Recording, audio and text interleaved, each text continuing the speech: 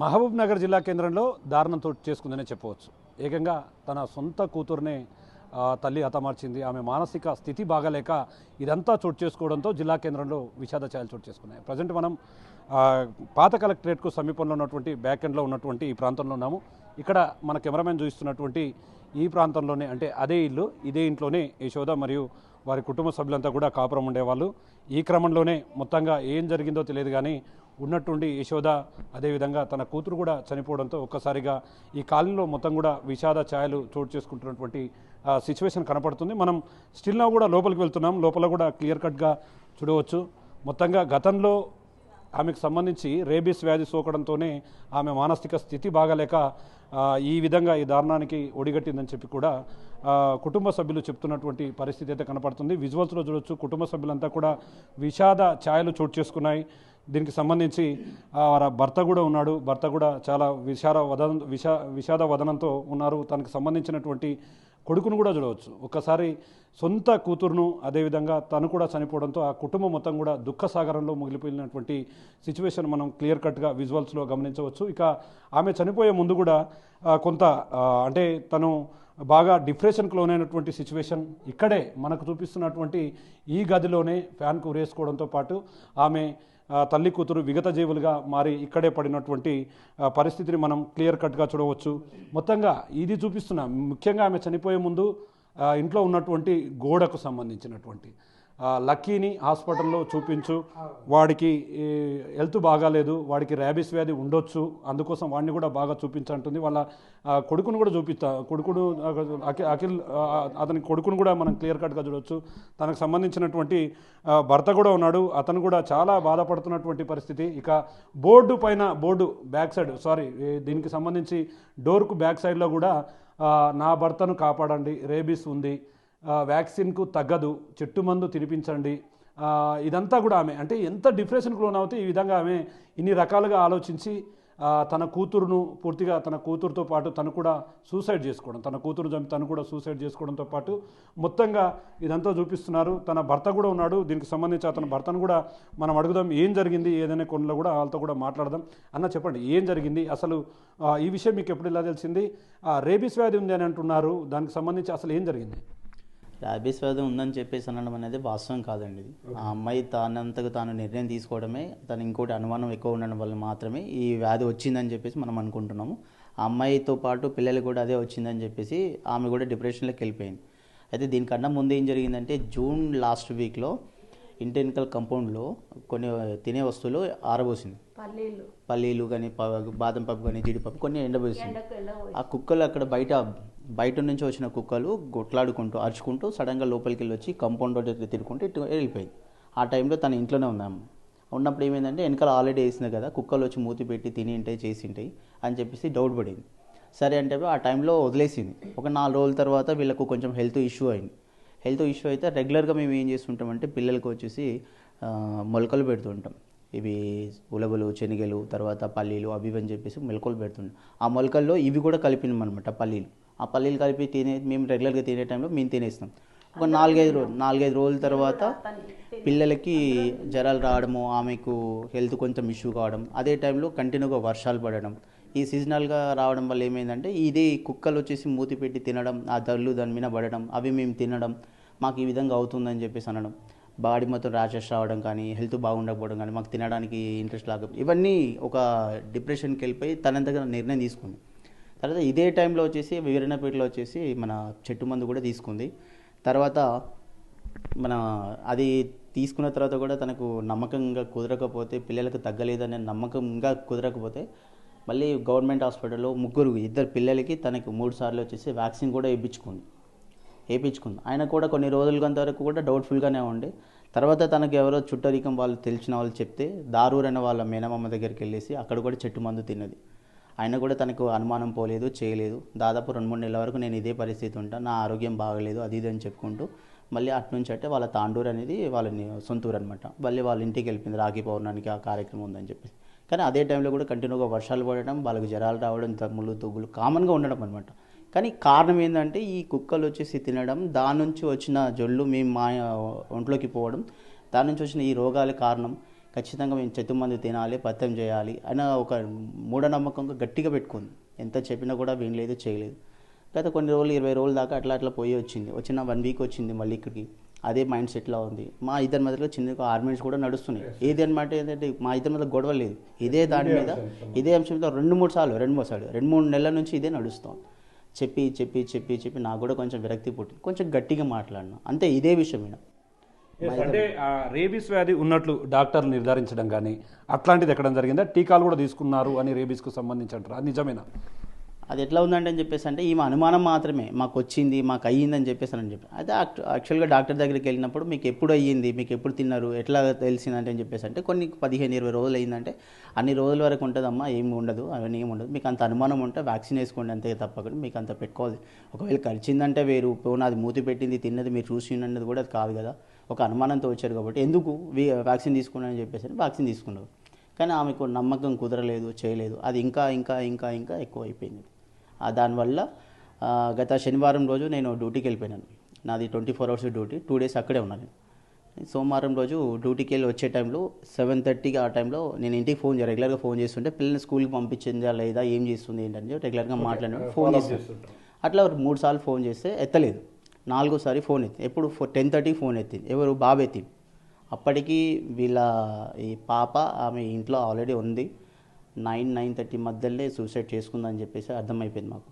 కానీ ఈ బాబు ఏడిసి డోర్ తెరవకపోవడం వల్ల నాకు కొంచెం డౌట్ వచ్చి పక్క వాళ్ళని తీసుకొస్తే ఆ కిటికీ పగలు కొట్టి దాని నుంచి చూస్తే పాప ఇక్కడే బెడ్ పైన పడుకుంది. ఫ్యాన్కి వచ్చేసి బాబు లైవ్లో ఉండి చూస్తున్నారు. చాలా దారుణమైనటువంటి సంఘటన. వాస్తవంగా రేబీస్ వ్యాధి వచ్చిందని ఒక అనుమానాన్ని పూర్తిగా ఆమెకు సంబంధించి బాగా నమ్మడంతో ఇదంతా చోటు చేసుకుందని చెప్తున్నారు. అన్న అంటే చాలా సందర్భాల్లో మీరు ఆమెను చెప్పలేదా రేబీస్ లేదు ఏం లేదు కొంచెం ఉండండి అని? లేదు అని చెప్పినాము. తనకు నమ్మకంగా కూడా చాలాసార్లు మోటివేషన్ చేస్తాను. ఒకవేళ ఏమున్నా సరే కూడా టెస్ట్ రిపోర్ట్లు చేసుకుందాం, ఒకవేళ ఉందంటే దాని వ్యాక్సిన్ తీసుకోవడం కానీ మందు తీసుకోవడం కానీ ఎన్నో దగ్గర చేసుకుందాం, ఎన్నో రకాలుగా మాట్లాడినాం. అయినా కూడా అంటే అని చెప్పేసి తనకు నమ్మకం కుదరలేదు. మొత్తానికి ఒకటే మందు, చెట్టు మందు తినాలి, పత్యం చేయాలి, అంతవరకు మేము అవి తినకూడదు, చేయకూడదు. అంతవరకు నాకు పిల్లలకి ఆమెకు దూరం ఉండాలి. ఈ కారణం చేత కూడా గట్టిగా నిర్ణయం తీసుకుందాం. నేను ఎన్నోసార్లు చెప్పాను, నీకు ఎన్ని ప్రాబ్లమ్స్ ఉన్నాయి ఏమున్నా సరే కూడా హాస్పిటల్కి వెళ్దాం, చూయించుకుందాం, టెస్ట్ వచ్చిందంట అని చెప్పేసి అనుకుంటే దాని దగ్గర కూడా మెడిసిన్ వాడదాం, అనవసరంగా టెన్షన్ పడకు. నేను ఇంట్లో ఉండట్లేదు. ఫస్ట్ నేను ఉదయం వెళ్ళి సాయంత్రం వస్తేనేమో అదో రకంగా ఉంటుంది. రెగ్యులర్గా నేను వీక్లీ 1-2 times వెళ్ళాల్సి వస్తుంది. అది కూడా 2 days 24 hours వెళ్ళాల్సి వస్తుంది. ఇట్లాంటి టైంలో నువ్వు ఇట్లాంటి టెన్షన్ పెడతా ఉంటే పిల్లల భవిష్యత్తు ఏంది? కొన్ని 20 రోజుల దాకా స్కూల్కి వెళ్ళిపోయినావు, స్కూల్కి లేకుండా చేసిన వాళ్ళని 20 రోజుల నుంచి స్కూల్ లేదు. ఈ మధ్య మాకు వాదన జరిగిందే తప్ప ఆమెకు నాకు ఎటువంటి నాకు కనిపిస్తున్నది ఏంటంటే దీంట్లో ప్రధానంగా ఎప్పుడైతే అనారోగ్య సమస్యలు వచ్చాయో దాని గురించి రెగ్యులర్గా డిస్కషన్ జరగడం కానీ అట్లాంటి దీని గురించే చర్చించుకోవడం, పిల్లలను స్కూల్కు పంపకుండా దూరంగా పెట్టడం, ఇదంతా ఆమె మానసికంగా ఉందా లేకుంటే ఖచ్చితంగా ఆ రోగం ఉందని చెప్పి ఆమె డిసైడ్ అయినటువంటి ఘటనలు ఎప్పుడైనా చెప్పిందా మీతో? చెప్పిందని కాదు, అది జరిగినప్పటి నుంచి ఈ అనుమానాలు స్టార్ట్ అయినాయి. అంతకుముందు ఏం లేదు, నార్మల్గానే ఉండే. జ్వరం వచ్చినా కూడా వ్యాక్సిన్ కాకుండా ముందు కూడా జ్వరాలు వచ్చినాయి, చూపించినాం, మాట్లాడినాం కూడా. కానీ ఇది జరిగినప్పటి నుంచే మనం మాట వినే పరిస్థితి లేదు. కంప్లీట్గా డిప్రెషన్లోకి వెళ్ళిపోయింది.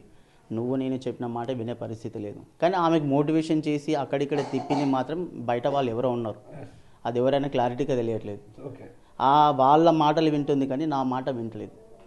దాంతో నిర్ణయం తీసుకుంది. ఫైనల్గా నేను చెప్పింది వింటలేడైనా, ఈ పిల్లలకి ఇట్లా అవుతుంది చేస్తుంది కాబట్టి వాళ్ళ నుంచి నాకు కూడా ఇదే పరిస్థితి కూడా వస్తుందని చెప్పేసి ఇగో హాస్పిటల్కి ఇట్లా బోర్డు మీద పెట్టి రాయడం, తర్వాత భర్తను కాపాడమని చెప్పేసి రాయడం, తర్వాత ఇంకోటి చివరి కోరిక అని చెప్పేసి అక్కడ బోర్డు మీద రాయడం, ఇవన్నీ చనిపోయే ముందు మొత్తం రాసి పాప ఆమె హ్యాంగ్ చేసుకుంది. ఇది జరిగిన కథ. సో మొత్తంగా దీనికి సంబంధించి ఈ విషయాలను పోలీసుల దృష్టికి కూడా తీసుకెళ్లారు, కేసు కూడా నమోదైంది. వాళ్ళు ఏమన్నారు? ఫైనల్గా ఎట్లాంటి పురోగతి ఉంది? అయితే వాళ్ళు వచ్చి చూశారు. దాదాపుగా వాళ్ళు చనిపోయిందంటే 10:30కి అట్లా కన్ఫర్మేషన్ తీసుకున్నాము. నేను అందుబాటులో అక్కడి నుంచి రావడానికి నాకు దాదాపుగా 1.5 గంటల టైం పట్టింది. 70 kilometers 1.5 గంటల టైం పట్టింది. నేను వచ్చేంత వరకు ఆల్రెడీ బాడీని తీసి కింద పడుకోబెట్టారు.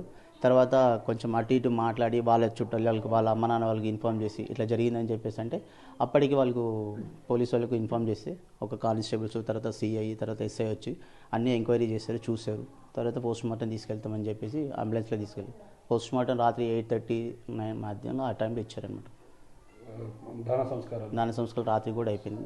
ఇవాళ అంత తొందరగా చేయాల్సింది ఏమంటే బాడీ ఆల్రెడీ డీకంపోజ్ అవుతుందని చెప్పి ఒక కారణం చేత వాళ్ళు కంపల్సరీ చేయమన్నారు. ఇక వాళ్ళ తల్లిదండ్రులు కూడా అదే చేయమన్నారు, వాళ్ళకి తెలిసిన వాళ్ళు కూడా అదే చేయమన్నారు. తప్పని పరిస్థితుల్లో అది చేయాల్సి వచ్చింది. సార్, అంటే మీకు పెళ్ళయింది, ఎంతో అన్యోన్యంగా కాపురం కూడా నడుస్తూ ఉంది. గతంలో ఇట్లాంటి సిచ్యువేషన్ అంటే ఆమె దీనికి సంబంధించి మేజర్గా హెల్త్కి సంబంధించిన ఇష్యూలు కావచ్చు, గతంలో ఏదైనా సమస్య గురించి ఆమె సఫర్ అయ్యేదా? ఏదైనా ఇష్యూ వచ్చిందంటే అని చెప్పేసి అంటే కొంచెం కేర్ఫుల్ ఎక్కువ. ఏదైనా సరే కూడా చల్ల వస్తువులు తాగకపోవడం, తినకపోవడం కానీ, బాగా వెచ్చగా ఉండడం కానీ, పిల్లలకి చాలా జాగ్రత్తగా ఉంటుంది. అసలు నేను కొంచెం అటు ఇటు వదిలేసినా కూడా ఆమె మాత్రం పర్టికులర్గా చాలా కేర్ఫుల్గా ఉండేది. ఇక దాంట్లో అంటే కామన్గా జ్వరాలు రావడం అది ఇది అంటే అని చెప్పేసి ఉంటుండే, తగ్గుతుండే చేస్తుండే. కానీ మొత్తం కామన్గా చిన్న చిన్న ఇష్యూస్ అంతేగా, హెల్త్ ఇష్యూస్ అంటే పెద్దగా ఏం మేజర్గా లేదు. దానివల్ల మాకేమి ఇబ్బంది లేదు, అంతా నార్మల్గానే ఉన్నది. సార్, అంటే గతంలో మీరు తినే ఐటమ్స్ కుక్కలు తిన్నాయని చెప్తున్నారు కదా, ఆ విషయం మీ దృష్టికి వచ్చిందా? అంటే అవే మీరు తిన్నారని చెప్పి బయట కూడా నడుస్తుంది, టాక్ నడుస్తుంది. నిజంగా అక్కడ ఏం ఆరబోసారు, ఏం తిన్నాయో అది మీరేమని తిన్నారా? పల్లీలు, బాదం పప్పు, తర్వాత కిస్మిస్లు, ఇవి ఎండకేసాం అనమాట. ఈ వాతావరణం మొన్న వర్షాలు పడింది కదా, అవి స్మెల్ వస్తాయని చెప్పేసి ఎండబోస్తుంది. అదే టైంలో బయట నుంచి తెలియని కుక్కలు కొంచెం కొట్లాడుకుంటూ లోపలికి వచ్చినాయి. ఆ లోపలికి వచ్చి అది పక్కలకి వెళ్ళి వచ్చి ఇట్లా అయితే ముందుకు వెళ్ళిపోయింది. ఆ టైంలో ఇక్కడే ఉంది కుక్కలు వచ్చినాయని చెప్పి ఇక్కడ చూడగానే అక్కడ నుంచి బయటికి వెళ్ళిపోయినాయి. ఒక దాదాపు 3-4 కుక్కలు వచ్చిపోయినాయి. అవి మూతి పెట్టినాయి, అవి తిన్నాయి అని చెప్పేసి ఒక డౌట్ బాగా మైండ్లో పెట్టుకుంది. దానికి కారణం ఇదంతా. అంటే అవి తిన్న తర్వాత అవి తీసేయలేదా? అవి మళ్ళీ తిరిగి వాడుకోవడం అని 1-2 days అంటే ఏమైందంటే చెప్పి తినలేదు అనే ఒక నమ్మకంతో ఉన్నది. తర్వాత నాకు కూడా చెప్తాంటే అని చెప్పేసి అంటే కుక్కలు అవి ఇవి తినవు, డ్రై ఫ్రూట్స్ తినవు కదా, అదేదో అన్నమో లేకుంటే ఇంకేదైనా కారం స్పైసీగా ఉంటాయంటే నోరు పెడుతుంది, కానీ అవి తినవు. వాసన చూసినా కూడా పక్కకి వెళ్ళిపోతాయి. ఒకవేళ నీకు అనుమానం ఉందంటే తిన్నాన్నావు కదా, ఉన్నాయి మొత్తం పాడేసి అంటే మొత్తం పాడేసి ఇదే మొర్రెలు వెనకాల పాడేసినాం. పాడేసిన తర్వాత కూడా ఆల్రెడీ మనం తిన్నాం కాబట్టి దాని నుంచి ఇంకా స్టార్ట్ అయింది. అవి పాడేసినా కూడా అది ఇంత 2 నెలల నుంచి 3 నెలల దాకా వచ్చింది. ఈ మధ్యలో డిస్కషన్ మాత్రం దీనివల్లనే జరిగినాయి తప్ప మా ఇద్దరు ఆర్గ్యుమెంట్స్, మా ఇద్దరు ఎటువంటి గొడవ లేవు, అంతా బాగానే ఉంది. సో చూస్తున్నాం మొత్తంగా ఈ కుటుంబంలో నిజంగా ఒక చిన్న సమస్య, అనారోగ్యానికి సంబంధించినటువంటి సమస్య తలెత్తడం, పూర్తిగా తల్లి కూతులను ఆ కుటుంబం కోల్పోయింది. వాళ్ళ అత్తగారు కూడా ఉన్నారు. అమ్మ, ఏం జరిగింది? నేను లేను సారు, 2 నెలలు అయింది. ఊరికాడ అమ్మవారి గుడి కట్టించుకుంటా అన్నీ ఉన్నా. ఇట్లా నా కొడుకు తిన్నాడు, నేను తిన్నా, నా మనవరాలు నా కోడలు తిన్నాం సారు. మాకేం కాలేదు. తన అనుమానం పెట్టుకొని నా పిల్లలకి ఇట్లా అయింది, నాకు ఇట్లా అయిందనే తన అనుమానం పెట్టుకొని ఇసొంటివి చేసుకున్నది సారు. మేము మంచిగానే ఉన్నాం, కొట్లాడకుండా పిగులాడకుండా తల్లి పిల్లలాక మంచిగానే ఉన్నాము. కానీ అనుమానం ఎక్కువ. నేను కుక్క తిన్నందుకు పల్లీలు జొల్లు పడి ఉంటుంది కదా అత్తమ్మ, నువ్వు అమ్మ కుక్కకు పల్లీలు వేసి చూసింది, తినదని చెప్తే కూడా నమ్మలేదు. కుక్కను పిలిచి కుక్కకు పల్లీలు వేసి చూసింది, తినలేక అమ్మ నేను చెప్తే ఇంటివి అంటే అట్లే అవును అత్తమ్మ అన్నది. మళ్ళీ అనుమానం మాత్రం మా ఇంట్లో కూర్చుంది. ఎంత చెప్పినా, ఎవరు చెప్పినా, ఇంటి పక్కలోళ్ళు బయట అందరూ చెప్పినా కానీ ఆ పూటకు అన్నది, కానీ తన మైండ్లోకి వెళ్ళి తీయలేదు. అదే మైండ్లో పెట్టుకొని ఇటువంటి పని చేసింది సారు. సో మొత్తంగా ఇది పరిస్థితి. ఇక్కడ చూస్తే ఈ బోర్డు మీద కూడా తన కొడుకుకు సంబంధించి లక్కీ, ఎవరైతే కొడుకు ఇప్పుడు మిగిలి ఉన్నాడో, చనిపోయినటువంటి పాప కాకుండా మిగిలినటువంటి బాబు, హాస్పిటల్లో చూపించు, వాడికి ర్యాబిస్ ఉంది అంటే ఆమె మైండ్లో ఎంత డెప్త్గా ఈ అంశాన్ని పూర్తిగా ఫిక్స్ చేసుకుందంటే ఎవ్వరు చెప్పినా కూడా వినేటటువంటి సిచ్యువేషన్లో లేదు. నెక్స్ట్ ఇక్కడ డోర్కు సంబంధించి ప్రధానంగా ఇక్కడ మనం డోర్ను చూడవచ్చు. అంటే పాపం నా భర్తను, అంటే ఆ టైంలో కూడా తన భర్తను, తన పిల్లలను మంచిగా ఉండాలి, తన భర్త బాగుండాలి, తన పిల్లలు బాగుండాలని చెప్పి తన భర్తను కూడా కాపాడండి, రేబీస్ ఉంది, వ్యాక్సిన్కి తగ్గదు, చెట్టు మందు తినిపించండి, త్వరగా చేయించండి. అంటే ఎంత దారుణం అంటే ఆమె తనకేమవుతుందో, తను లేకపోతే తన పిల్లలకి ఏమవుతుందో, తను లేకపోతే తన భర్తకి ఏమవుతుందో అనే ఒక పూర్తి డిప్రెషన్కి వెళ్ళిపోయినటువంటి సిచ్యువేషన్ ఇక్కడ చూడొచ్చు. వాళ్ళకి దీనికి సంబంధించి వాళ్ళ వివాహానికి సంబంధించినటువంటి ఒక బోర్డు కూడా ఉంది. నరేష్, చీల నరేష్, అదేవిధంగా యశోద, వీరిద్దరి పెళ్లి కూడా అంగరంగ వైభవంగా చేసుకున్నారు. మంచి ఉన్నత స్థాయిలో బతుకుతున్నారు, చాలా నీట్గా వాళ్ళ పిల్లల్ని చదువుకుంటున్నారు, సొసైటీలో చాలా మంచి విలువలతో కూడినటువంటి బతుకుతున్నారు. ఇంకొక చోట కూడా ఆమె రాసినట్టుగా కూడా చెప్తున్నారు. మొత్తంగా ఈ కుటుంబాన్ని మొత్తం చూస్తే వీళ్ళంతా కూడా శోక సముద్రంలో మిగిలిపోయినటువంటి పరిస్థితి. ఎందుకంటే ఏదైనా సరే ఒక్కసారి మైండ్లో అనుమానం అనేది రేకెత్తిస్తే ఆ అనుమానం అనేది పూర్తిగా ఒక్కసారి మైండ్లో ఫిక్స్ అయితే మాత్రం అది పూర్తిగా ఎవరిని కూడా వదలదనేది దీన్ని క్లియర్ కట్గా చెప్పవచ్చు. మనం ఇంకో చోట కూడా చూడవచ్చు, ఆ బోర్డులన్నీ కూడా నా చివరి కోరిక అంటూ కూడా ఆమె రాసింది. దరూర్లో చెట్టు మందు తాగు, లేట్ చేయకు అని చివరి కోరికను తను క్లియర్గా మెన్షన్ చేసింది దాంట్లో. అంటే ఎప్పుడైతే ఈ అంశం ఆ కుక్కలకు సంబంధించి తిన్నది, ఆ డ్రై ఫ్రూట్స్ నేనే తిన్నాను, ఈ యాంగిల్లో ఎప్పుడైతే ఈ అనుమానాలన్నీ వచ్చాయో ఒక్కసారిగా ఆమె పూర్తిగా డిప్రెషన్కు లోనవడంతో పాటు తన కూతురును ముక్కుపచ్చలారని చిన్నారితో పాటు తను కూడా శాశ్వతంగా ఈ లోకాన్ని విడిచిపెట్టి వెళ్ళిపోవాలనుకున్నది. దాంతోపాటు కూతురును చంపడంతో పాటు మొత్తంగా తను కూడా సూసైడ్ చేసుకోవడం, ఇదంతా కూడా కుటుంబానికి తీరని దుఃఖం అనేది కూడా చెప్పవచ్చు. ఏదేమైనప్పటికీ ఈ ఓవరాల్ ఎపిసోడ్ అంతా కూడా ఎక్కడైనా సరే ఆర్థికంగానో లేకుంటే వేరే ఇతర కారణాల వల్లనో ఎక్కడనో కొంత తాము డిప్రెషన్ గురి అవ్వడం ఇట్లాంటి చోటు చేసుకోవడం ద్వారా తాము చనిపోతారు. కానీ ఇలాంటి ఘటన ఒక్కసారిగా జరగడంతో పూర్తిగా కుటుంబ సభ్యులు పూర్తిగా దుఃఖసాగరంలో మునిగిపోయారు. చిన్న చిన్న విషయాలకు అంటే డాక్టర్స్ కన్సల్టెన్సీ ఉన్నప్పటికీ డాక్టర్ల ద్వారా పూర్తి స్థాయిలో తమకు పూర్తిగా ఒక రకమైనటువంటి క్లారిటీ రాకపోవడంతోనే పూర్తిగా ఇదంతా జరిగింది. తమ భర్త చాలా సందర్భాల్లో ఇదంతా కూడా క్లారిఫై చేసే సందర్భాలు చాలా చేశాడు. అంటే నీకేం లేదు, రేబీస్ వ్యాధి ఎలాంటి రేబీస్ వలన ఎట్లాంటి లేదు, దానికి సంబంధించినటువంటి టీకాలు కూడా తీసుకున్నావు కాబట్టి ఎట్లాంటి ఇబ్బంది పడద్దు, మనం జాగ్రత్తగా ఏ సమస్య వచ్చినా కూడా ఫేస్ చేద్దాము, దాన్ని దగ్గరుండి మన ఇద్దరం కలిసి ఎదుర్కొందామని చెప్పి కూడా చెప్పారు. కానీ ఆమె ఎక్కడ కూడా అది వినకపోవడం వల్ల పూర్తిగా ఇలాంటి ఘటన జరిగింది. పూర్తిగా వాళ్ళు లేని లోటు మాకు తీర్చలేదంటూ ఒకవైపు కుటుంబ సభ్యులు బోర్న విలపిస్తున్నారు.